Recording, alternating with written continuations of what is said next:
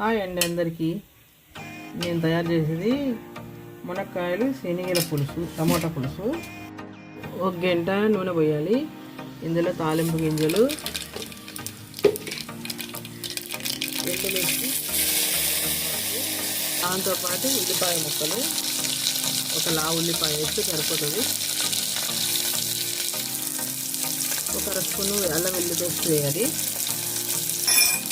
ఇవి బాగా వేపాలి. ఉల్లిపాయలు, అల్లం వెల్లుల్లి పేస్ట్, ఉల్లిపాయలు వేస్తుంది. వేగిన వాటిల్లో శనగలు నానబెట్టుకోవాలి. రాత్రి నానబెట్టుకున్న శనగలు బాగా కడుక్కొని ఇందులో అల్లం ముక్కలు వేయాలి. అల్లం ముక్కలు, మునక్కాయ ముక్కలు వేయాలి. మునక్కాయ ముక్కలు, నానబెట్టిన శనగలు, తర్వాత కొద్దిగా పసుపు వేయాలి. పేస్ట్ చేసింది టమోటాలు పేస్ట్ వేయాలి. బాగా కలపాలి.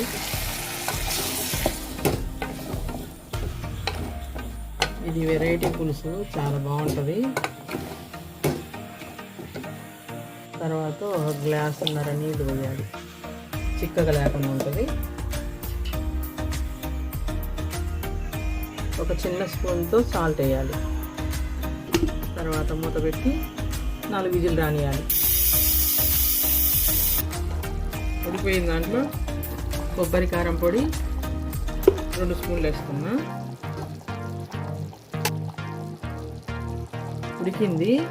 కొబ్బరి పొడి 2 స్పూన్లు వేసాను. ధనియాల మసాలా పొడి 1/2 స్పూను. ఇది పల్లీలు, నువ్వులు, పుట్నాలు అన్నీ కలిపి పొడి చేసింది. అన్నిట్లోకి బాగుంటుంది. ఇవన్నీ వేసి